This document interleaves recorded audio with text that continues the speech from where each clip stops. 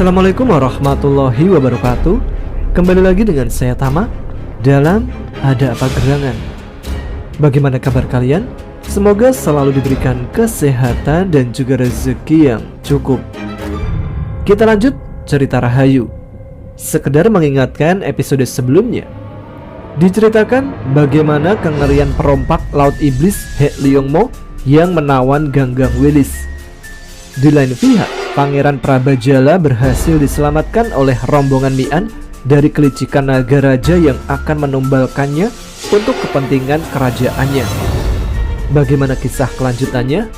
Langsung saja, teman-teman, ada apa gerangan?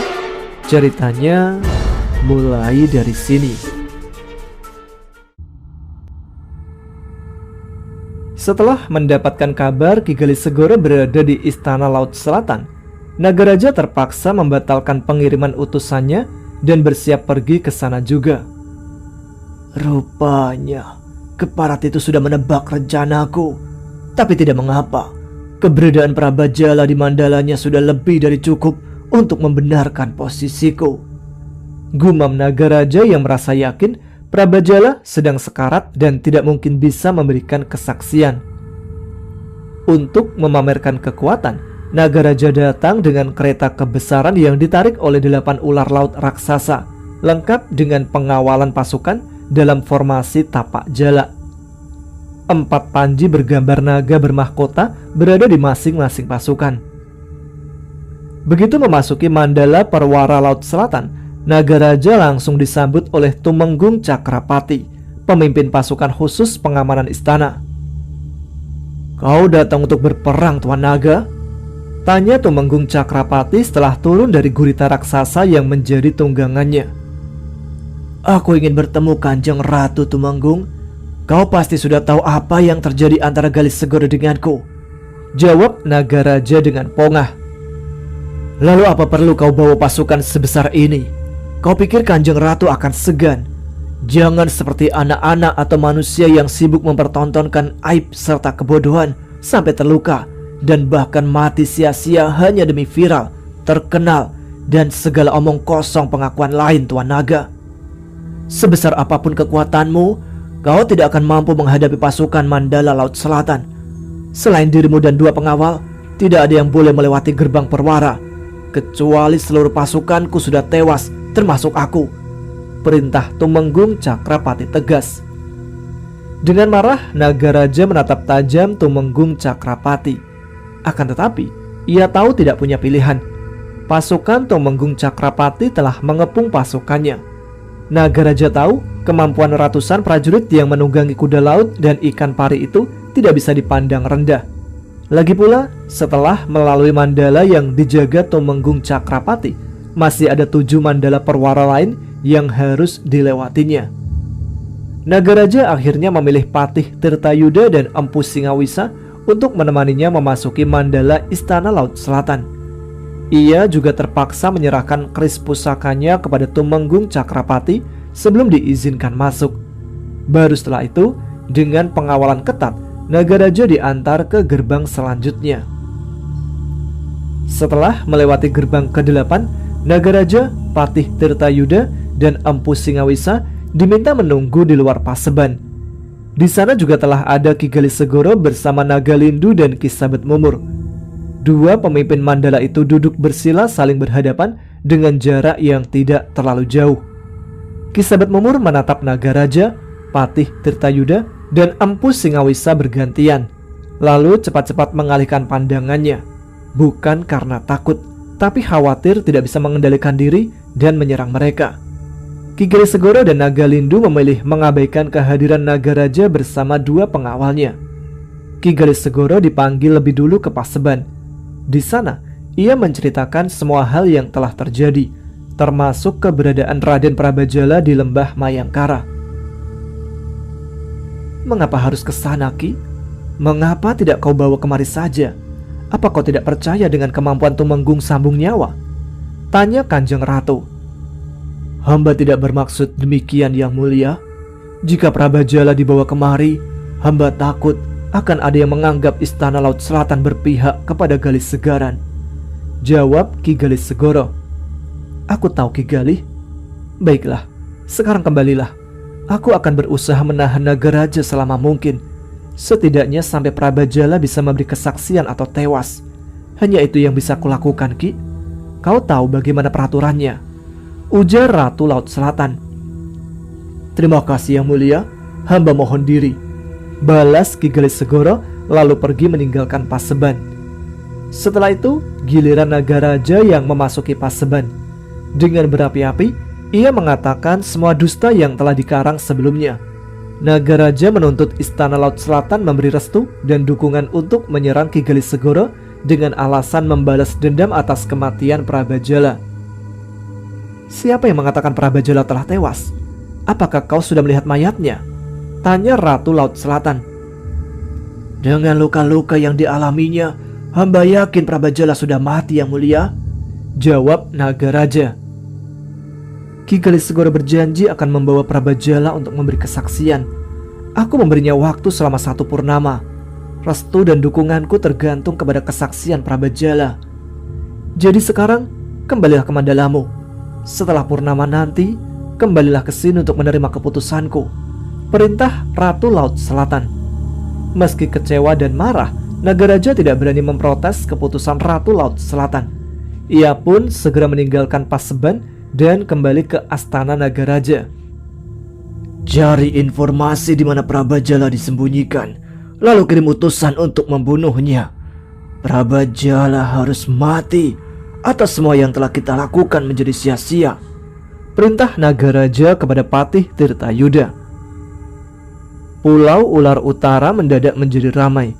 Moza, Brahma, Arum, Kimayangkara, Romo Galih Noto, Ajeng dan banyak lagi lainnya berdatangan untuk melepas kepergian Mian, Condromowo, Candrasa, Gundala dan Kandar ke Laut Iblis. Awalnya Sekar Karang memaksa untuk ikut, namun Mian melarangnya. Atas izin Ki Galih Segoro, Sekar Karang diminta pergi ke Lembah Mayangkara. Pada akhirnya, anggota rombongan bertambah dengan Kaladite dan Kalanada.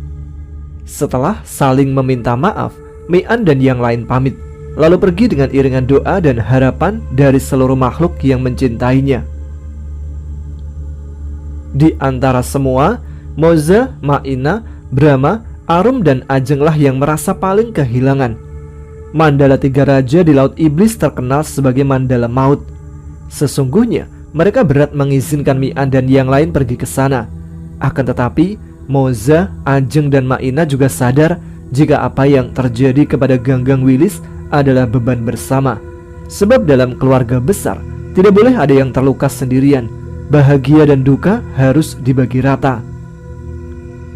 Untuk mempercepat waktu, Kaladite serta Kalanada mengubah wujud, lalu meminta Mian dan Condromowo naik ke punggung mereka. Gundala dan Candrasa juga melakukan hal yang sama, kemudian menyuruh Kandar memilih ingin digendong siapa. Kandar kebingungan. Ia merasa segan harus menunggangi Candrasa atau Gundala. Lambat Kandar, ujar Gundala, lalu mengangkat tubuh Kandar dan meletakkannya di belakang kepala. Tapi Tuan, protes Kandar, aku punya hutang besar kepada Mundar. Lagi pula dengan cara ini kita bisa lebih cepat tiba di Laut Iblis, sahut Gundala. Dipimpin oleh Gundala, mereka segera naik ke angkasa dan melesat ke Laut Iblis. Begitu mendekati wilayah itu, aura energi mendadak berubah. Demikian juga suasananya. Pusaran-pusaran energi muncul dan hilang di berbagai tempat-tempat. Pusaran itu mengacaukan energi siapapun yang berada dalam jangkauannya. Dari jauh, Gundala melihat naga api bergerak cepat ke arah mereka.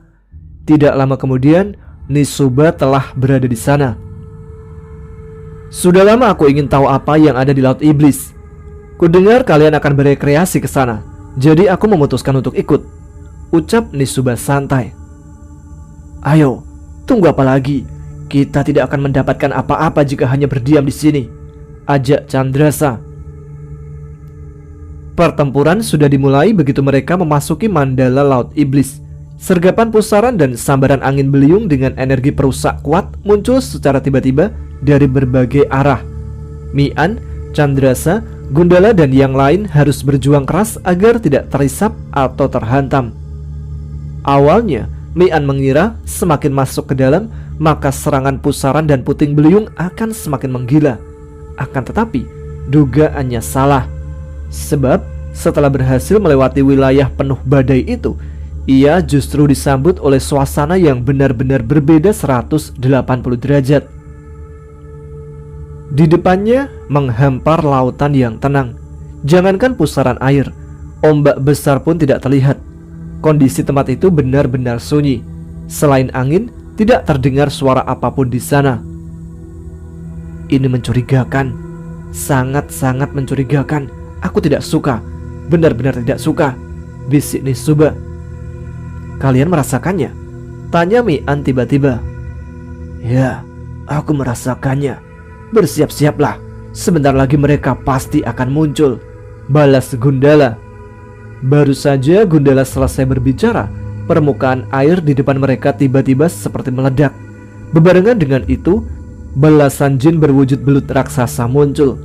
Tanpa membuang waktu sedetik pun, jin-jin peliharaan Hek Liomo itu langsung menyerang. Pertempuran pun pecah. Kali ini, Mian dan yang lain langsung menggunakan senjata dan ilmu pamungkasnya masing-masing. Mereka semua ingin menyelesaikan pertarungan secepatnya agar bisa segera menemukan Ganggang Wilis. Tempat yang tadinya tenang dan sepi kini berubah menjadi lebih mengerikan dari Mandala sebelumnya. Pertarungan tidak hanya terjadi di udara, tapi juga di dalam air. Benturan demi benturan energi membuat laut bergolak dahsyat.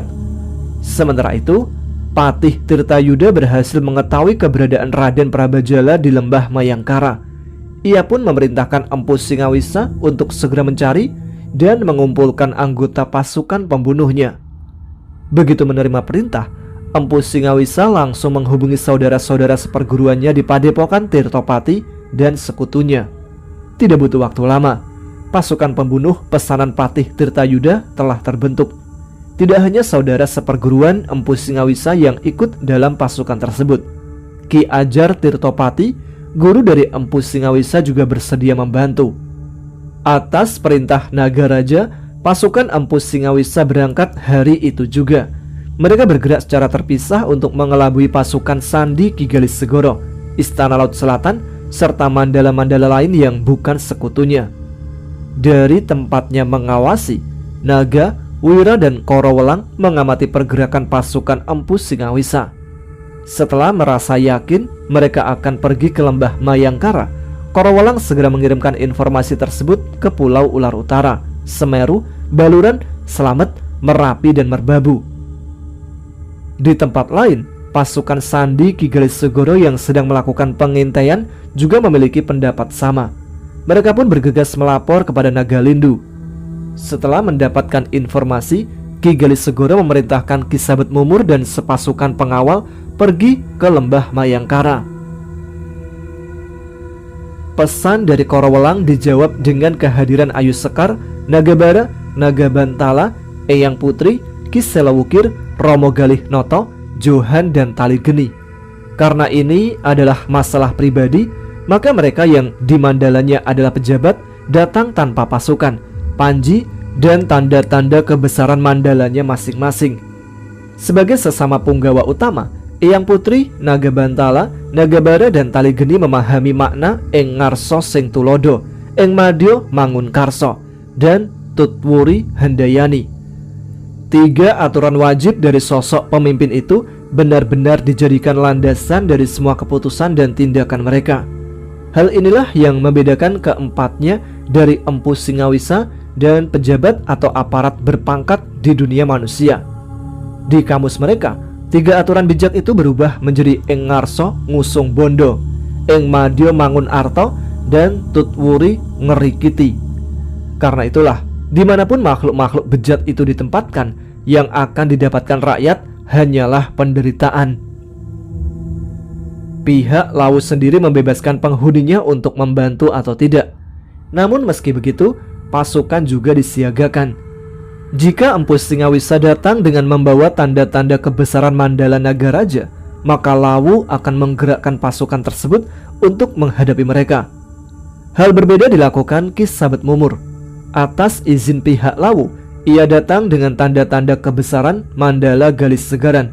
Semua itu sebagai bentuk penegasan jika Prabajala berada dalam perlindungan penuh Ki Gelisegoro.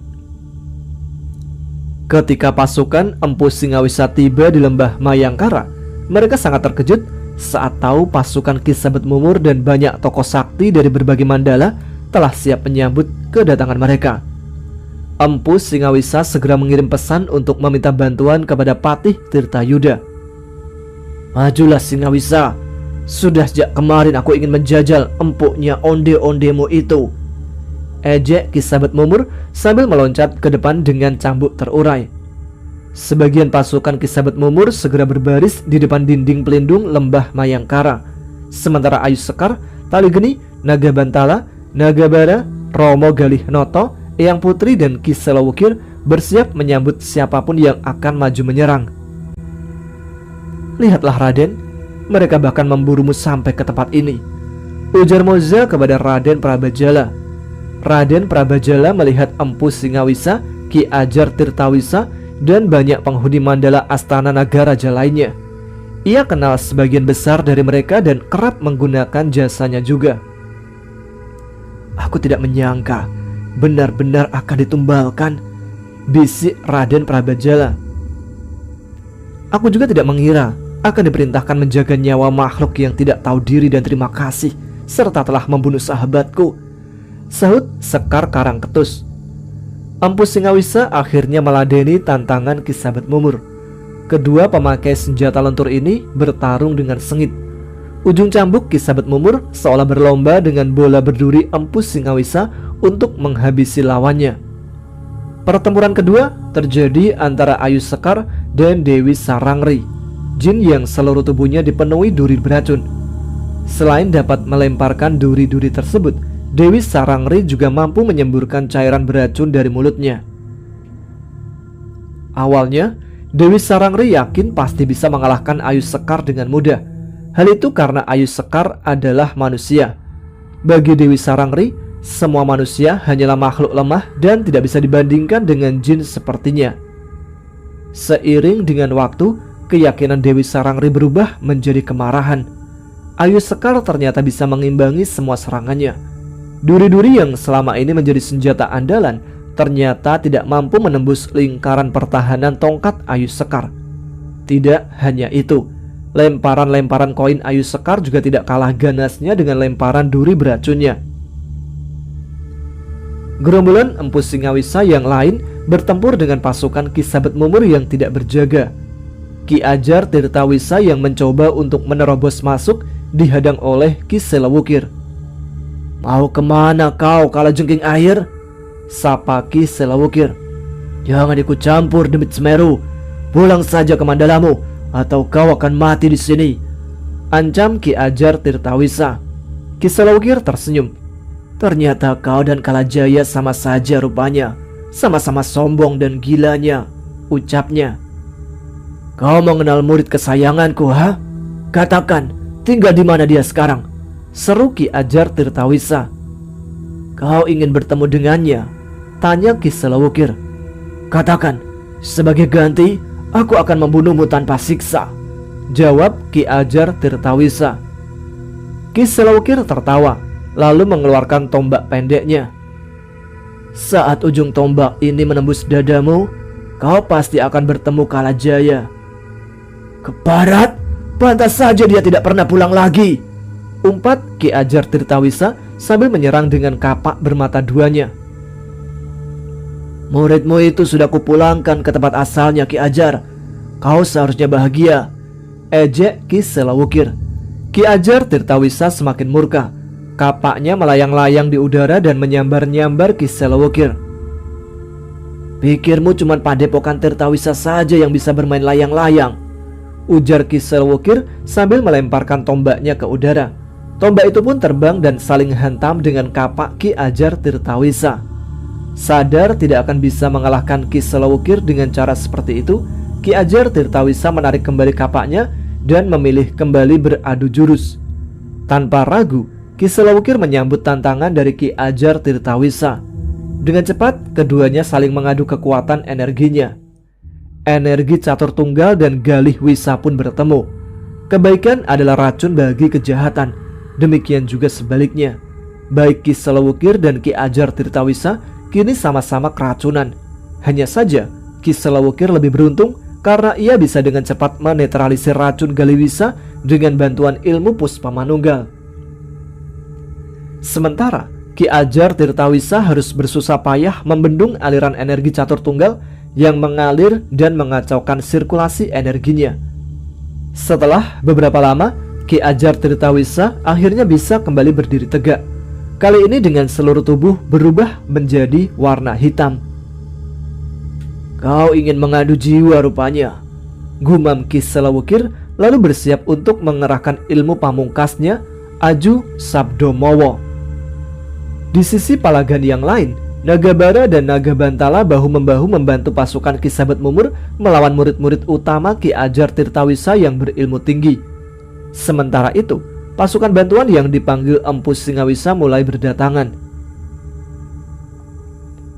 Di Laut Iblis, satu persatu jin-jin peliharaan Hek Liongmo berhasil ditumbangkan oleh kelompok Mi'an.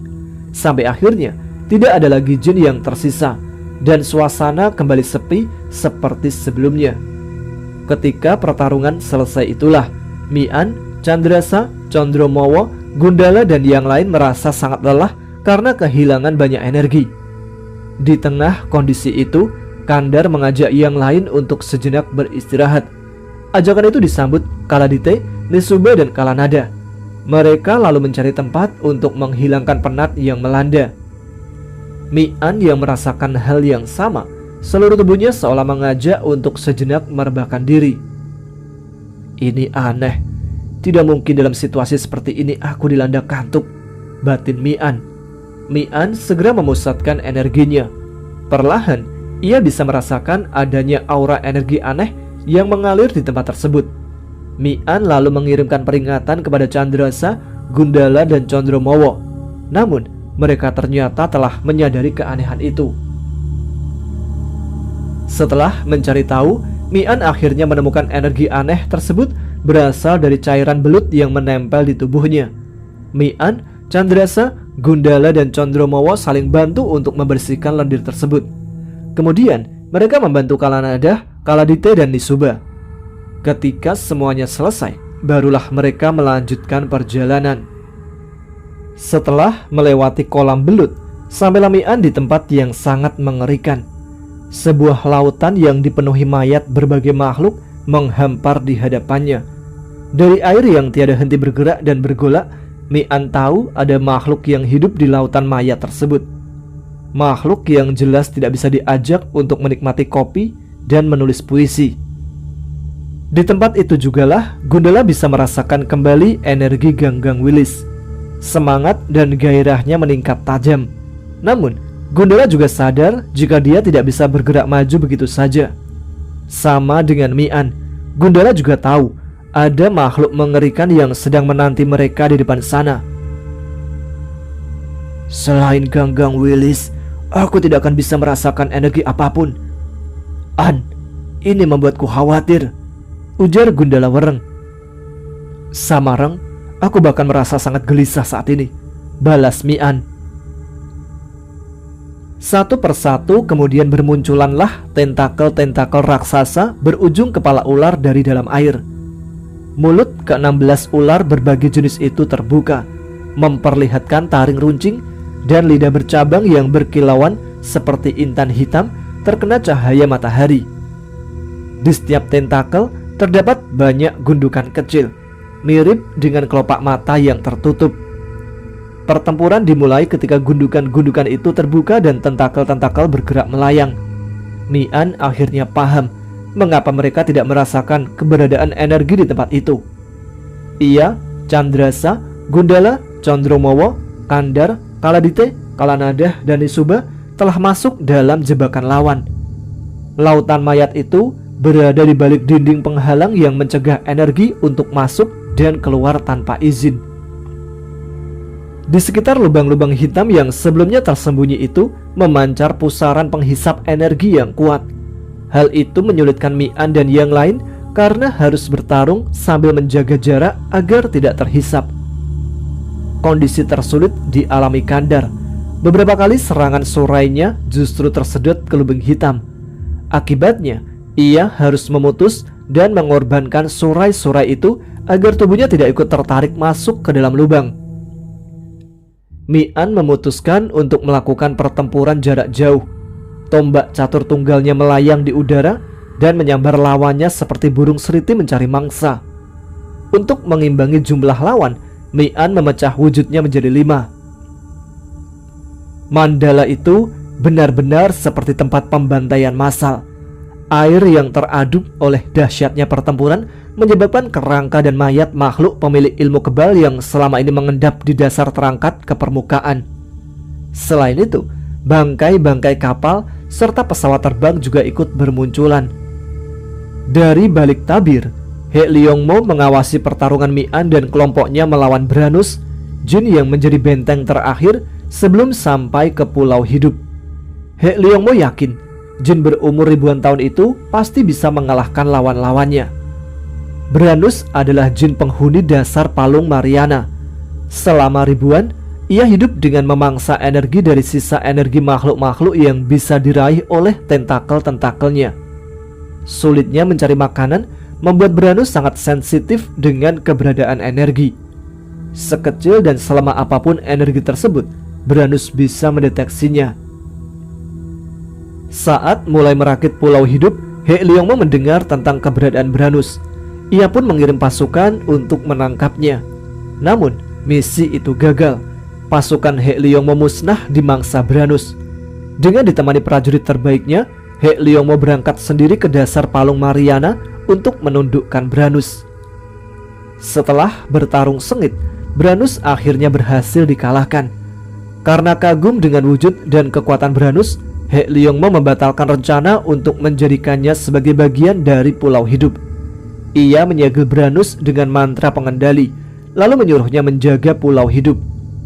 Untuk membuatnya menjadi semakin ganas, He Liongmo memotong dan menyambung tentakel-tentakel Branus dengan jin-jin ular yang berhasil dikalahkannya. Mayat-mayat yang ada di tempat Branus berasal dari jin dan manusia yang tersesat atau nekat memasuki laut iblis yang dikuasai He Liongmo. Branus akan menghisap mereka dan membuatnya tidak berdaya. He Liongmo lalu akan mengambil tawanan Branus dan menyisakan sebagian kecil sebagai makanannya. Mian merasa energinya semakin melemah. Dinding pelindung yang ada membuat ia tidak bisa menggunakan ilmu Puspa Manunggal dengan maksimal. Hal yang sama juga dialami Condromowo dan yang lain. Tembakan dan pancaran energi tidak bisa mereka lakukan sesering sebelumnya. Kandar adalah yang pertama tumbang. Salah satu tentakel Branus berhasil menghisap surai Kandar. Menghisap lalu melilitnya. Tidak ada yang bisa dilakukan Mian dan yang lain. Mereka semua juga sedang berjuang mempertahankan diri dari serangan Branus. Nisuba dan Kaladite, Kalanadah akhirnya menyusul tumbang dan terlilit tentakel Branus. "Bagaimana ini, An? Jin ini sangat kuat," teriak Condromowo yang mulai kehabisan energi. "Tidak ada yang sempurna. Kita harus menemukan ketidaksempurnaan itu, Ndra," balas Mian. Gundala yang mendengar teriakan Mian langsung teringat dengan wejangan Panembahan Samar dan Ki Ageng Kadilangu. "Jika tidak ada di atas, mungkin ada di bawah," gumam Gundala Wereng. Setelah merenung, Gundala Wereng lalu nekat masuk ke dalam air. "Wilis, bantu aku dengan doamu," batinnya sambil menyelam. Dua tentakel langsung ikut menyelam dan memburunya. Untuk menghemat energi serta memudahkan bergerak, Gundala Wereng mengubah wujudnya menjadi manusia. Dengan lincah ia bergerak di sela bangkai kapal dan pesawat terbang yang berserakan. Setelah beberapa lama mencari, Gundala akhirnya menemukan tubuh utama Branus. Sementara itu, jumlah tentakel yang memburunya terus bertambah. Di sela sambaran serangan tentakel, Gundala Wereng berjuang mendekati Branus. Tiba-tiba saja tubuh Branus mengeluarkan cairan hitam pekat. Seketika itu juga pandangan Gundala Wereng menjadi gelap. Tidak lama kemudian tubuhnya seperti tersedot dan tidak bisa bergerak. Ketika akhirnya ia bisa melihat lagi, salah satu tentakel Branus telah melilitnya. sementara tentakel yang lain bergerak liar di dekatnya. "Kau bisa mendengarku, Tuan Wereng?" Gundala Wereng terkejut saat mendengar suara Kandar. Apalagi ia tahu Kandar telah menjadi tawanan Branus. "Kau ada di mana, Ndar?" tanya Gundala. "Cacingku ternyata bisa memasuki jin ini, Tuan Wereng.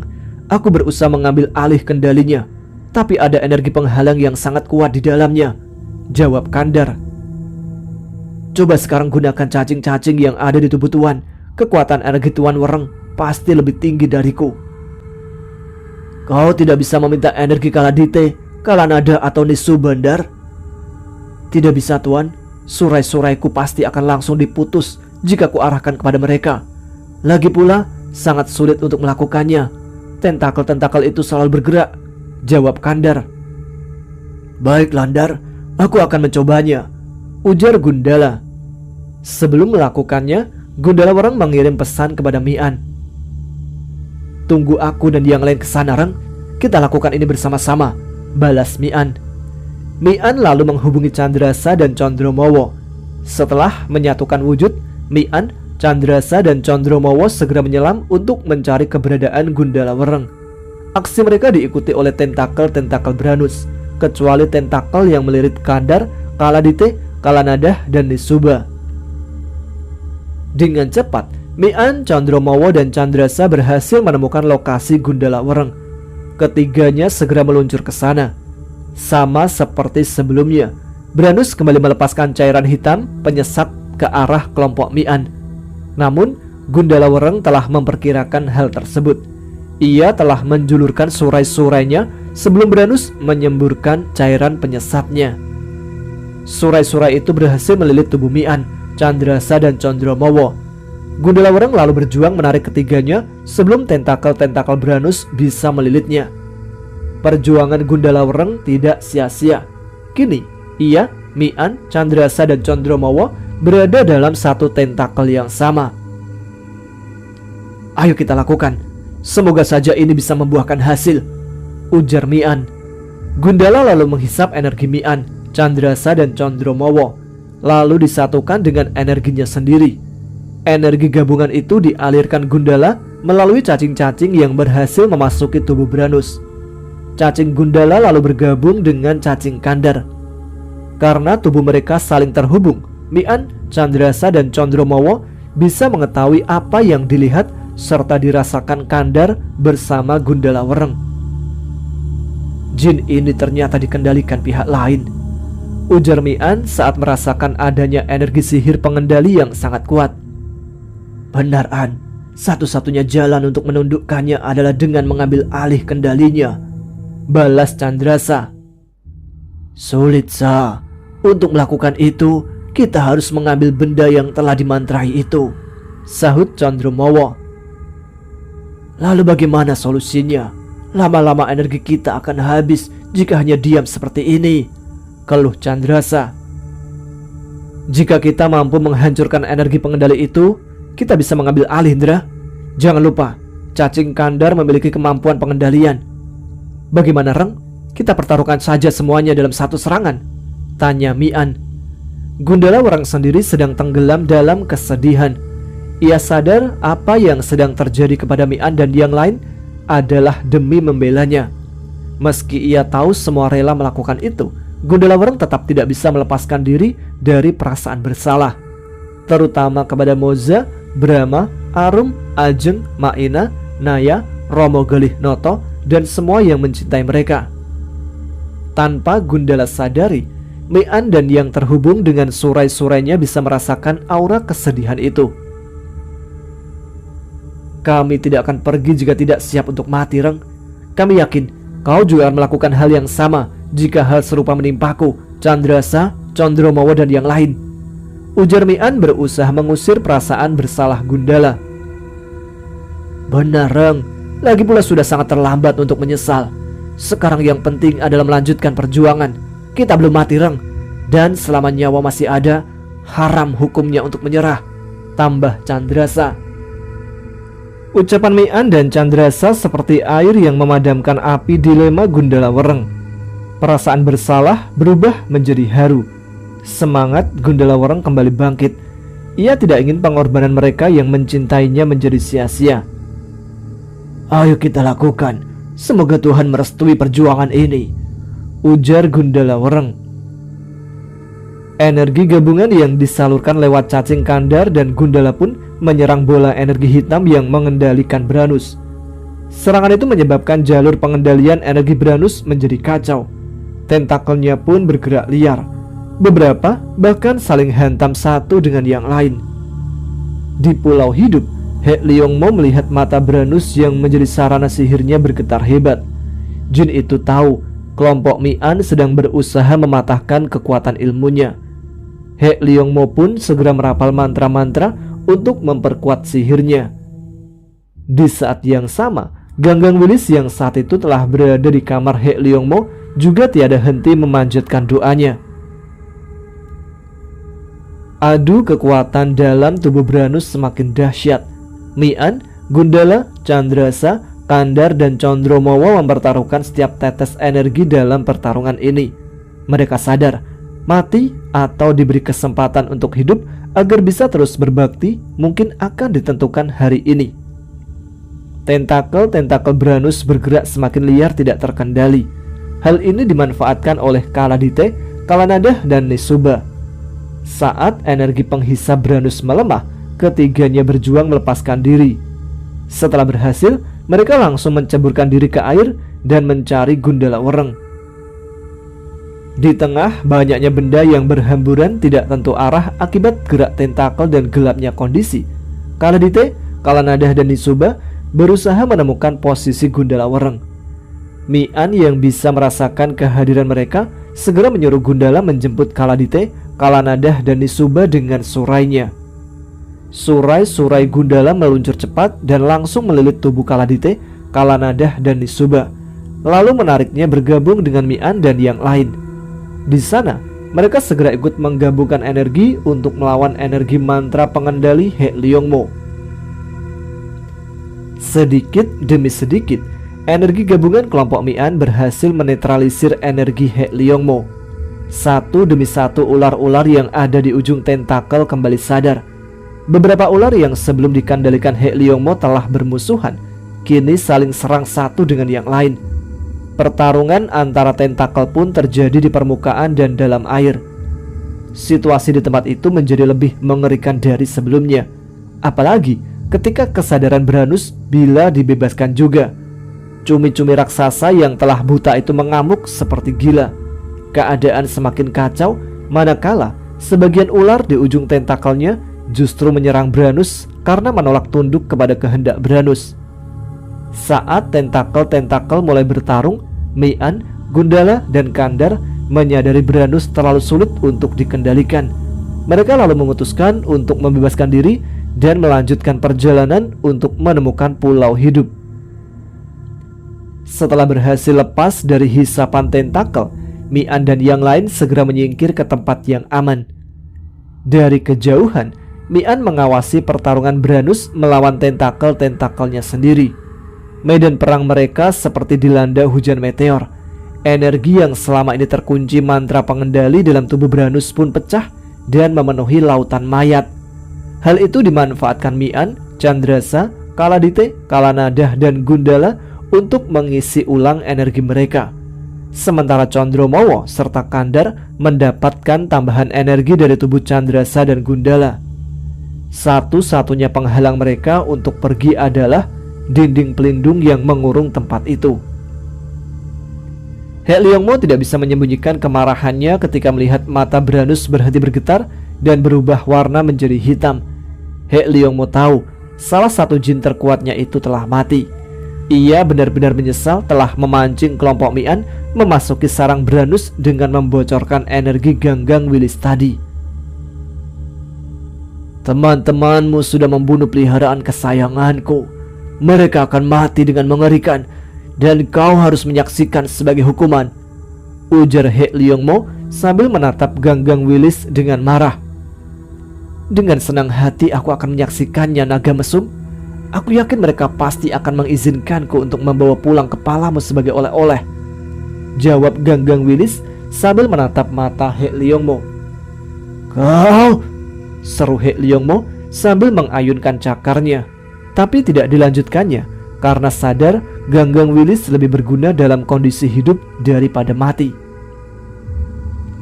He Leongmo lalu menyuruh prajuritnya mengembalikan Ganggang Wilis ke kurungan. Ia juga memerintahkan mereka untuk bersiap-siap menghadapi kedatangan kelompok Mi'an. Setelah itu, He Leongmo pergi ke ruang rahasianya. Di sana, ia duduk bersila dan mulai menghisap energi makhluk-makhluk yang menjadi penyusun pulau hidup untuk menambah kekuatan. Kematian Branus menimbulkan ledakan energi yang sangat besar. Karena tidak bisa keluar, energi itu menghantam dinding pelindung dan menyebabkannya melemah. Hal itu digunakan Mi'an, Gundala, Candrasa dan yang lain untuk menerobos keluar dari lautan mayat.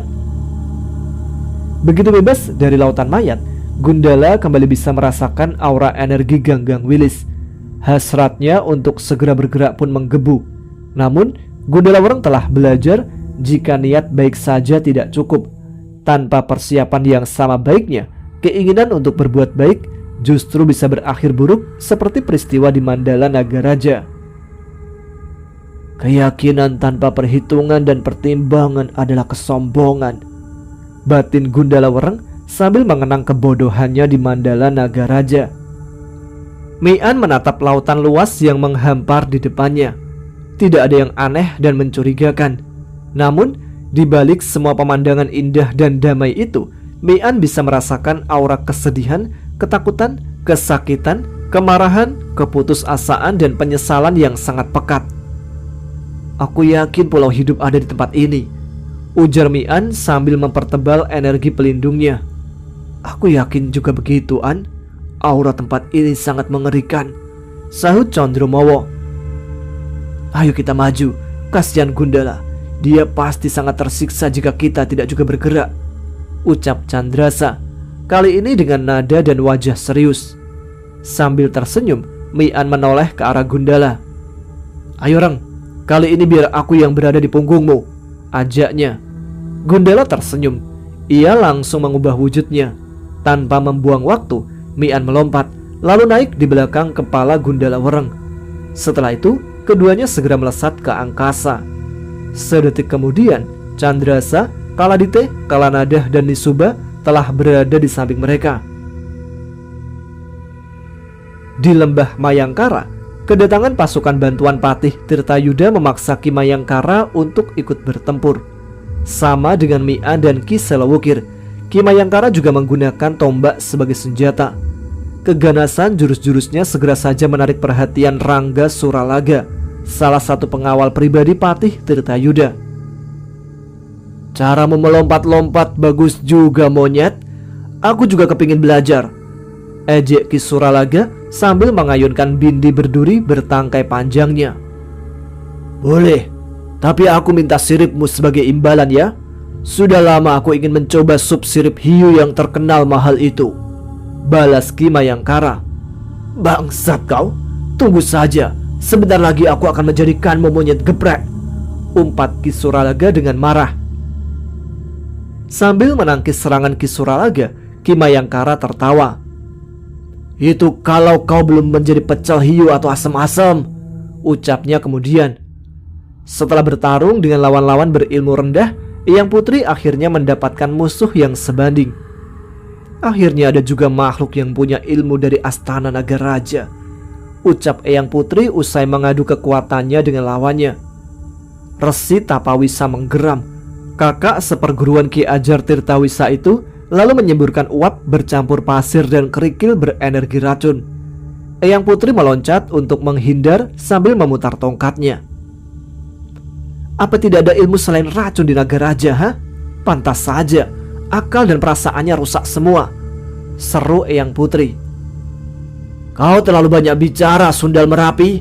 Ayo, serahkan saja nyawamu agar aku bisa membunuh yang lain, teriak Resi Tapawisa. Eyang Putri tertawa, lalu balas menyerang.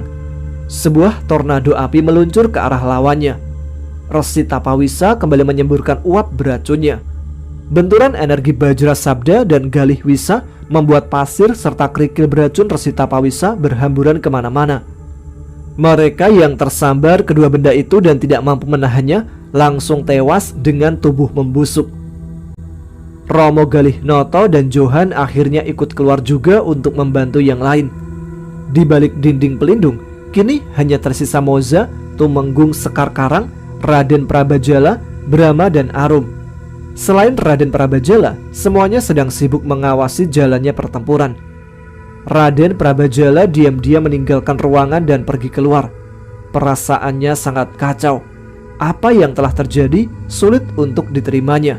Meski fakta telah di depan mata, Raden Prabajala masih belum bisa menerima kenyataan jika Naga Raja berkeinginan untuk membuatnya sebagai tumbal. Satu-satunya jalan adalah menemui ayah dan menanyakannya sendiri, gumam Raden Prabajala. Setelah memastikan keadaan, Raden Prabajala dengan tertatih-tatih bergerak meninggalkan tempat itu dan melarikan diri. Karena dalam tubuh Raden Prabajala telah mengalir energi Wijaya Kusuma, ia pun bisa keluar dari dinding pelindung. "Mau kabur kemana kau Prabajala?" Raden Prabajala menoleh ke belakang. Di sana, ia melihat Sekar Karang telah berdiri dengan senjata terhunus. Tidak lama kemudian, beberapa prajurit Patih Tirtayuda muncul dan langsung menyerang mereka. Serangan itu memaksa Sekar Karang harus mengalihkan perhatiannya dari Raden Prabajala. Di saat yang sama, Raden Prabajala yang masih lemah hanya bisa melawan sebisanya. Tidak lama kemudian, Moza, Brahma, Arum dan prajurit Kisabet Mumur muncul untuk membantu Sekar Karang. Banyaknya lawan membuat Moza dan yang lain sulit mendekati Raden Prabajala. Apalagi setelah itu Empu Sarangwisa, Kipatil Wulung dan saudara-saudara seperguruan Empu Tirtawisa yang lain juga berdatangan. Meski Tali Geni ikut membantu, Moza tetap tidak mampu menolong Raden Prabajala. Kondisi Prabajala sendiri sudah nyaris tidak berdaya. Sekar Karang yang bertarung di dekatnya berusaha memberi bantuan semampunya. Akan tetapi, hal itu tidak membawa banyak perubahan. Demi menunaikan amanah dari Ki Galis Segoro, Sekar Karang memutuskan untuk menyelamatkan Raden Prabajala meski harus mengorbankan diri. Sekar Karang lalu berusaha bergerak mendekati Raden Prabajala. Sebagai salah satu pemimpin pasukan Sandi, selain ilmu kanuragan, Sekar Karang juga membekali diri dengan ilmu-ilmu penyamaran untuk mendukung tugasnya. Salah satu dari ilmu itulah yang kini digunakannya. Tubuh Sekar Karang tiba-tiba mengeluarkan asap tebal. Kabut asap segera menyebar di sekitar tempat itu. Saat pasukan Naga Raja kebingungan, Sekar Karang memanfaatkannya untuk menarik dan membawa kabur Raden Prabajala. "Jangan banyak tanya dan bergerak. Aku sedang berusaha menyelamatkanmu," ucap Sekar Karang kepada Raden Prabajala yang ada di punggungnya. Raden Prabajala tidak menjawab. Kali ini harga dirinya sebagai laki-laki dan senopati benar-benar jatuh ke titik terendah. Diselamatkan perempuan yang sekaligus lawan, apalagi yang bisa kusombongkan, batin Prabajala. Sekar Karang bergerak tanpa memperdulikan arah. Tujuannya hanya satu, pergi sejauh mungkin dari lembah Mayangkara. Perasaan Sekar Karang sedikit lega ketika suara pertempuran tidak lagi terdengar. Namun, baru saja ia merasa senang, dua bayangan melesat dan langsung menyerang. Salah satu bayangan berhasil menghantam pinggang Sekar Karang, sementara bayangan yang lain menarik tubuh Raden Prabajala. "Supit, apa yang kau lakukan? Gadis ini adalah penolongku," tanya Raden Prabajala begitu mengenali sosok yang menariknya. Panembahan Supit tersentak. Setelah meletakkan tubuh Raden Prabajala, ia segera meloncat untuk menghalangi saudara seperguruannya yang akan membunuh Sekar Karang. Di Laut Iblis, perjalanan kelompok Mi'an terhenti saat sesosok jin berwujud naga emas raksasa menghadang di depan mereka. Ukuran naga yang jauh lebih besar dari Gundala, Candrasa, Nisuba, Kaladite dan Kalanadah adalah pertanda kekuatan jin itu sangatlah besar.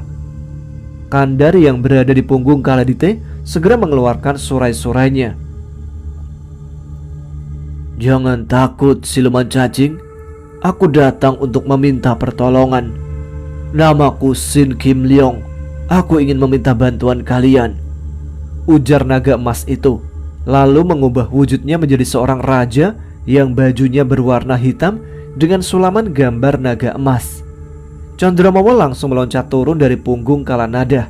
Demikian juga dengan Kandar, Candrasa, Gundala, Kaladite, Nisuba dan Kalanada bergegas mengubah wujudnya untuk menghormati Sin Kim Leong. Sin Kim Leong lalu membuka gerbang gaib dan meminta kelompok Mi'an untuk mengikutinya masuk. Di balik gerbang itu, tampaklah pemandangan yang sangat indah, berbeda jauh dengan mandala-mandala yang telah dilewati Mi'an sebelumnya.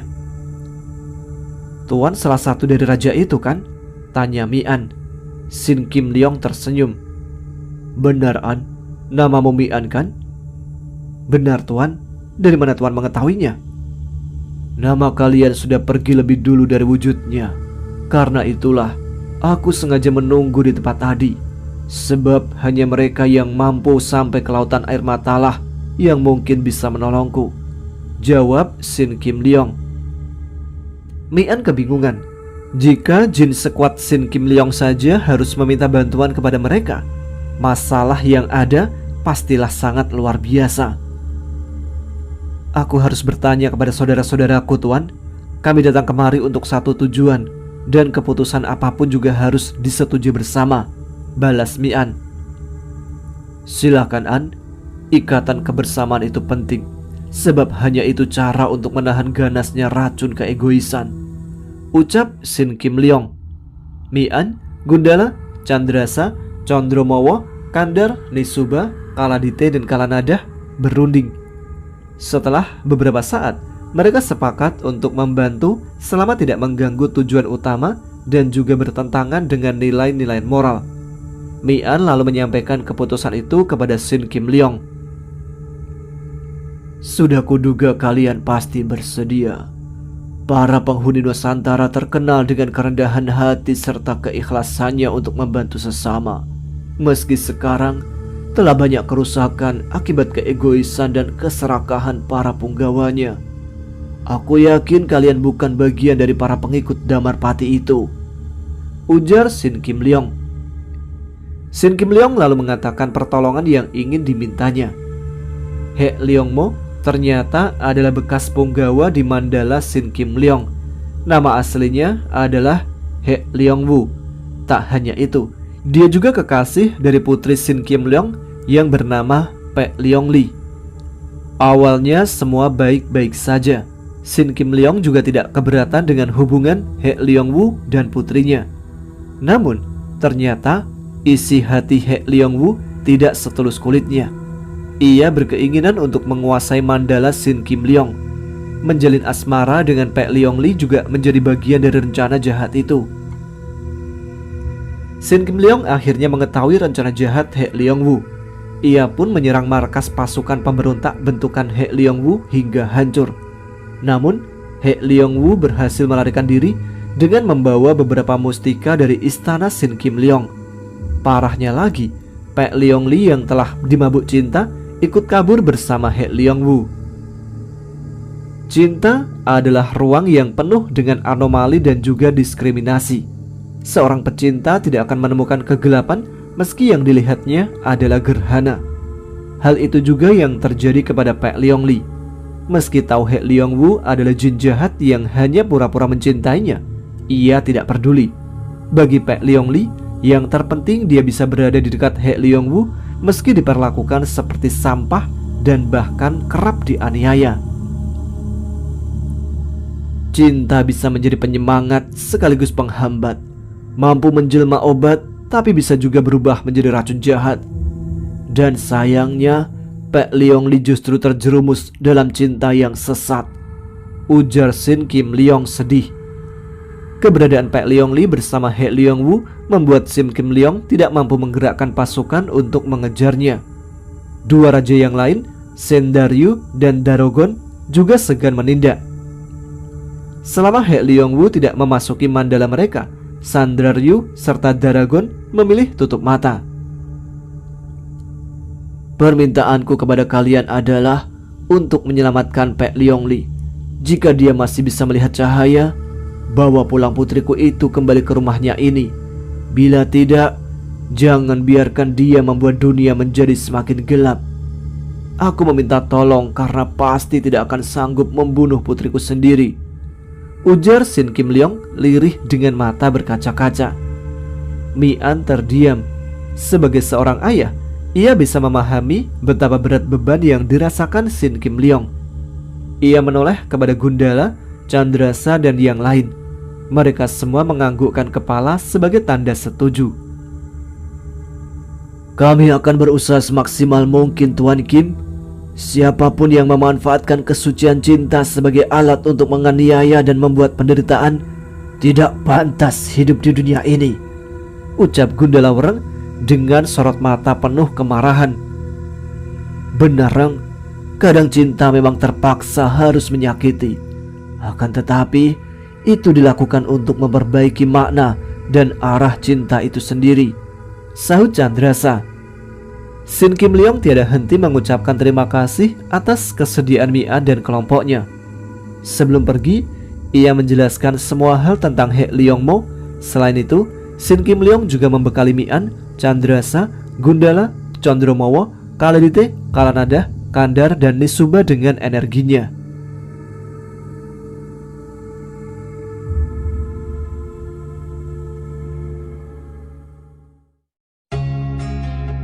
Oke, ceritanya sampai di sini dulu ya. Kita tunggu lagi postingan cerita dari Mas Pudak Brahma untuk episode selanjutnya. Terima kasih buat teman-teman sekalian yang telah menyimak.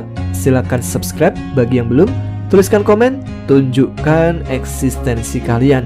Saya Tama pamit, tetap semangat, jaga kesehatan. Wassalamualaikum warahmatullahi wabarakatuh.